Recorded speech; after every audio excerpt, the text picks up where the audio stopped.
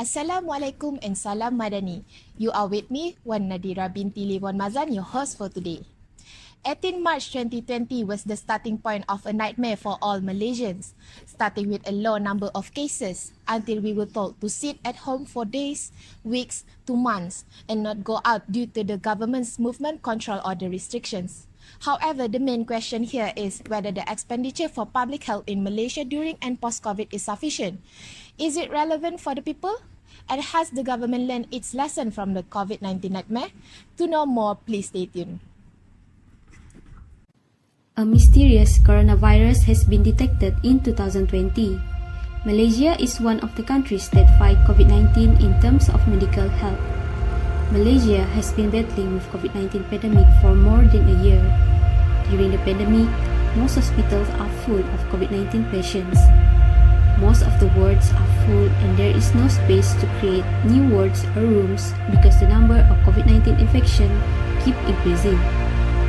Since there is not enough equipment and manpower in the health sector, the number of patients dying keeps increasing. Since then, a historical new chapter unfolded, shaping the pillars of the national public health system. As we know, the COVID-19 pandemic has had a significant impact on Malaysia, both economically and socially. The government COVID-19 expenditure has been a major factor in the country's economic recovery, but it has also come at a significant cost.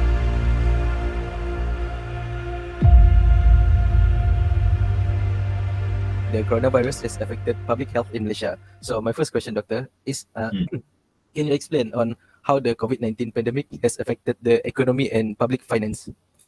Okay, yeah, that's a very good question. All right, you have seen that even layman terms, normal people like you and me, we suffer during COVID-19. We cannot get out from the work, right? So you can see the COVID-19 actually how it impact the Malaysian economy. You can see when you go out, a lot of business are closed. There is a big slump of sales of the business. Right, you can see especially affected our tourism sector. I can say about 70 to 80% of the tourism sector was hard hit by this COVID-19. 70-80% could not sustain their business. You can see a lot of big hotels in Penang, they closed down as a result of that. And also a lot of ownership of hotel has changed as well. And Malaysia economic growth during that time in the year 2020 was negative 5.6%. You can imagine that slump, that reduction in the sales. What is economic growth? Economic growth actually measure our production of the goods and services, right, in a country for a year. So if we produce more, then our economy can grow, our people have more job opportunity. Okay, that's what explained by economic growth. But if you can see there's a close of a business, there's a lot of a construction sector was closed down, a lot of projects were cancelled, contracts were eliminated, and this tourism also dies because of this COVID-19. So there's a downfall of business, and the business are struggling. They are hardly survive. 40% of our SMEs are on the brink of shutting down, actually, are in the brink of shutting down. Okay, so during that time, a lot of hardship were there. You can see 2019, our economic growth was 4.4%. But in the year 2020, just right after the COVID-19, our economic growth actually was negative 5.6%. So you can see there's a difference of about, it's not only no growth, but actually a negative growth. There's a deficit about 10% there. 10% is a huge one. Imagine you produce 100 ringgit, but 10 ringgit will be reduced the next year. You only produce 90 ringgit. So you have to slash about 10 jobs at least. I assume that one person produce 1 unit. If 100 unit, next year 90 unit, that means you have to slash about 10 jobs, right? 10 jobs. That is just a simple calculation. A lot of jobs are cut. Economy was, of course, in deep dire trouble at the time. And then on the expenditure side, our government also launched Prihatin, Permai, Permakasa. You can see this is used to increase subsidies to the salaries of the workers, and also to the employers to retrain their workers, and also to hire back their workers. If not for this, I think a lot of workers lost their jobs. And we have a lot of wage subsidies given to the people. Loan debt repayment, moratorium, special grant to SMEs are also given. So our spending actually increased by about 6% more. Operating expenditure increased about 6%. And the total of Prihatin, Permakasa, this already take up our budget about 380 billion ringgit. I think there's these facts until now I can share with you all. Since 2020, the government has released a specific budget allocation for COVID-19 pandemic in the country's budget that was mentioned in Budget 2021 and Budget 2022. The Malaysian government has allocated a significant amount of money to fight COVID-19. As of June 2023, the total expenditure on COVID-19 is estimated to be around 39 billion ringgit, amounting to our 2.6% GDP. Due to the spread of COVID-19, many hospitals are unable to support COVID patients. So the government has renovated the hall at Sedang Malaysia Agriculture Expo Park, MAEPS, to be used as a quarantine and treatment center to accommodate COVID-19 patients. Although the temporary treatment center is able to accommodate up to 600 patients, the question is whether it is sufficient to accommodate the large number of patients in the case. Do you think the allocation budget given for quarantine expenditure is sufficient or not? Quarantine budget, those who travel from overseas, especially from outside Malaysia, when they come back, they have to quarantine, right? I also quarantine myself at the hotel in Kuching before. I report duty to UiTM Sarawak during the year 2020. Of course, the budget at that time is sponsored by the government. The government is very keen and very compassion towards this, and then they dedicated a lot of the budget. Of course, I think Malaysia I can say is if you sufficient or not sufficient is actually a subjective matter, right? But of course, the government fork out a lot of money, 2.16 billion in half during the COVID-19, and then the quarantine expenditure is about 281 million. There's a big budget going to quarantine expenditure, right? 13.1% of the health expenditure is going to quarantine expenditure. So this means that, of course, government or under Ministry of Health could only spend about 37% of their total expenditure on health. The other are sponsored by corporations. I mean to say not very sufficient, right? Not very sufficient. Because government has a lot to handle, not only to handle quarantine, but also to handle this COVID-19 testing, vaccination, and so forth. This is a huge amount of budget for the government. If government were to increase the spending on this quarantine, I think there will be heavy burden on the government budget. That's why government has to transfer some of this budget to the corporations. Big corporations, they also have to vaccinate their workers and also to quarantine their workers. So their spending is about 470 million at that time, about 21% of the total expenditure. So meaning to say not very sufficient. Of course, not very sufficient. So if we say sufficient, that means government has to pay a lot of costs. Okay, so have to transfer some of the budget portion to the corporations. 21% by the corporations, about 13%, I can say about 30 to 40%, 36.7% by the government of the total spending of 2.16 billion. Hope this is clear. Yeah. That's a very clear point, sir. So The shifting landscape of public health expenditure in Malaysia is likely to have a lasting impact on the country's healthcare system. The pandemic has shown that the Ministry of Health needs to be prepared to respond to future health emergencies. This will require a significant increase in the Ministry of Health budget, as well as a focus on providing quality healthcare services to all Malaysians. Along with additional steps, Malaysia adopted the Movement Control Order on March 18 of 2020 in order to limit the outbreak. The COVID-19 epidemic has highlighted the necessity for additional healthcare investment.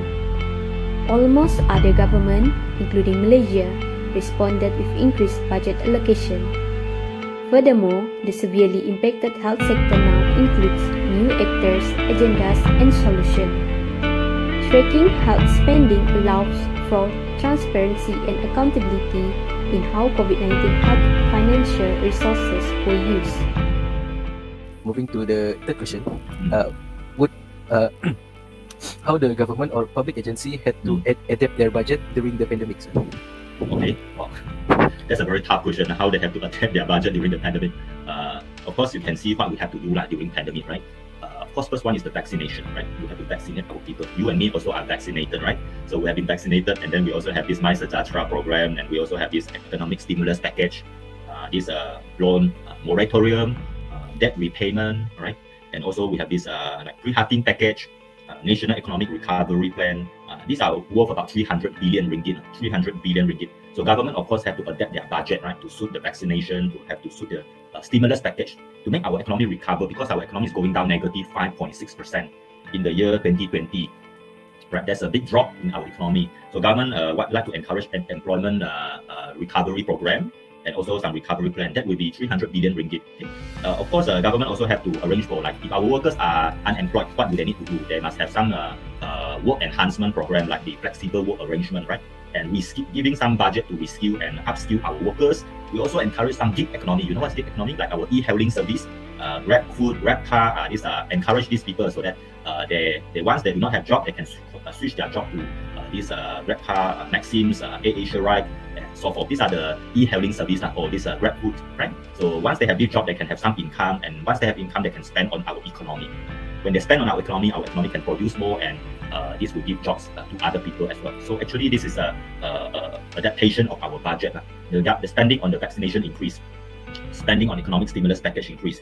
Okay, spending on the education sector definitely will be increased because we are going to digital, right? Last time we have face-to-face or physical class. Now we are moving towards digital. So we digitalize. You can see UiTM and most of them adopt this Google Meeting, like you and me now are using Google Meeting. We also have WebEx. We also have this Zoom meeting. So these are the digital transformation. This also require digital infrastructure investment. So the Ministry of Education need to fork out some money. The budget need to go towards this as well. And then, of course, we have special grant to some small and medium enterprises, okay? And work subsidies program. So these are the budget that are adjusted for our workers and also education sector. I think that's enough to tell you everything about this education and the human resource sector. Malaysia has allocated 2 billion ringgit for the vaccination program, while the remaining 2 billion ringgit is to increase the capacity of public health service facilities, including through the purchase of medication, consumable, personal protective equipment, and health kits. The vaccine has covered a total of 26.5 million Malaysians who get free vaccination, which is 82.8% of Malaysians. Besides, the national COVID-19 immunization program will continue to be strengthened for the provision of third shots as booster for all adults, in addition to the vaccination of children aged 12 to 17. So moving on to our last question for our interview is that what are the challenges that the government face in creating a post-COVID budget? The challenges towards the government. These are challenges, right? Challenges. Of course, the challenges not only is by the government but also by ourselves, right? Like I say, you and me, we are facing hardship in learning and teaching as well because we cannot meet face to face. Like mathematics, normally when you teach mathematics online or using digital platform, it is very difficult, right, to understand the things. So of course, the challenges is the burden of the budget increase, right? The burden of the government increase because they have to pay a lot of vaccination program. But this is a must, right? If we do not vaccinate our people will suffer. Our people more. You can see a lot of people about 100,000 people have died because of the there's some challenges that need to be always with the government. Economic stimulus package to increase the burden of the government. Second one, of course, is the digitalization, as I mentioned, the digital investment to digitalize our workers. The workers previously are not thinking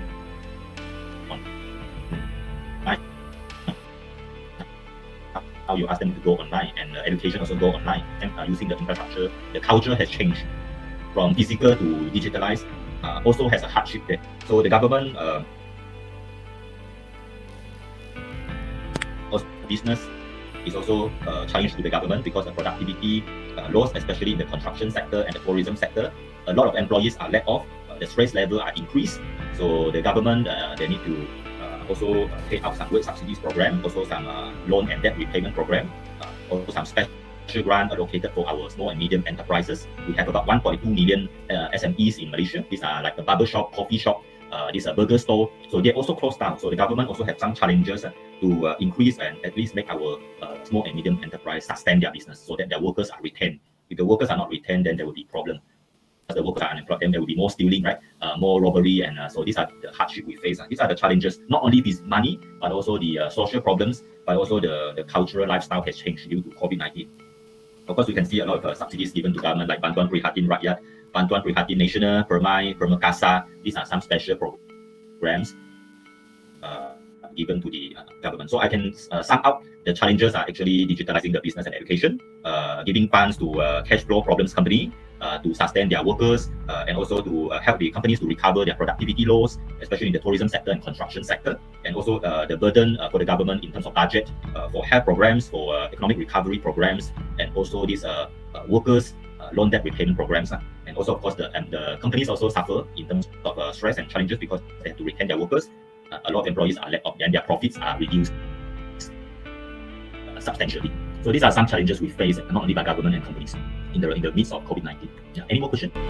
It is obvious that we cannot deny that the pandemic gives a huge impact on everyone, but the public is the main people who have been affected by COVID-19, especially in terms of the expenditure during the pandemic. We have been exposed that our people are suffering during the COVID-19 pandemic. There are a lot of people who raise the white flag because they are suffering and starving due to the lack of daily necessities. Now let's hear from the public regarding this matter. Assalamualaikum sir. Do you mind I have a question for you? Sure. Okay. What do you think about government expenditure during COVID-19? Is it effective or not? Boleh saya jawab Melayu? Boleh. Sebenarnya saya rasa expenditure untuk COVID-19 ni by government agak ineffective sebab seperti yang kita tahu ada beberapa isu yang timbul. Contohnya yang first yang itu kita tahu yang ada order vaksin yang terlebih daripada kerajaan kan. So situ menunjukkan yang tiada perancangan yang teliti dan efisien daripada kerajaan.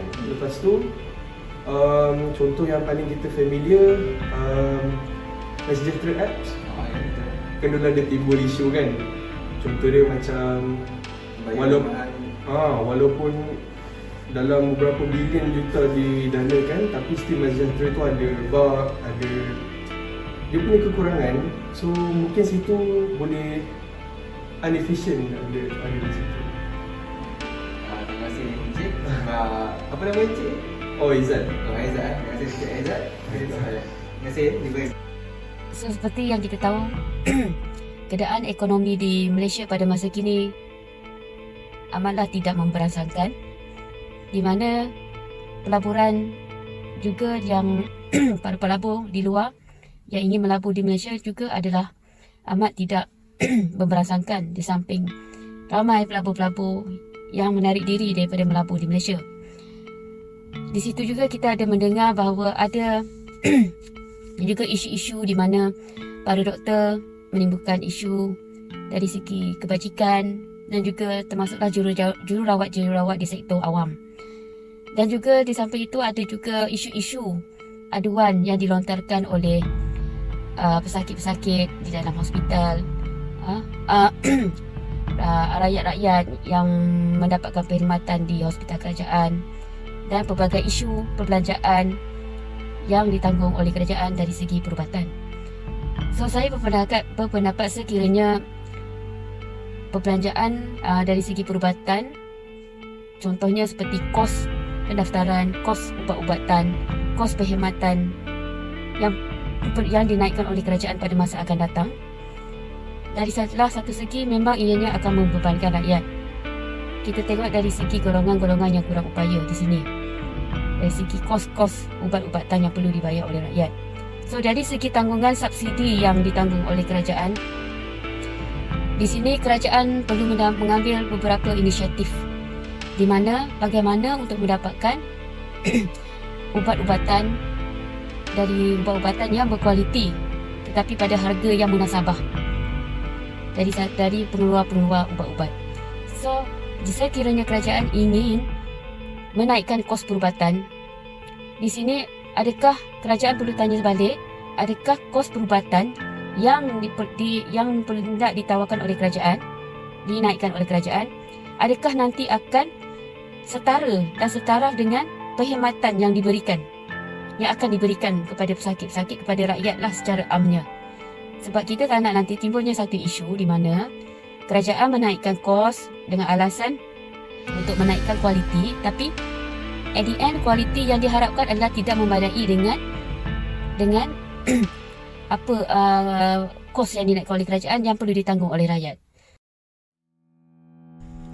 In conclusion, I do believe that the government has learned from COVID-19 lesson. So it is relevant that the government of Malaysia responded to the pandemic by increasing public health expenditure. The government has set aside 32.4 billion ringgit for the health ministry in its budget for 2022, the second largest allocation after education. Therefore, Malaysia's public healthcare expenditure gradually increased to 5% of the gross domestic product GDP by the end of 2022. Thus, the Malaysian government should act with a heavy hand in order for the people to gain trust towards the government. I'm Wan Nadira binti Liwan Mazlan. Thank you for watching.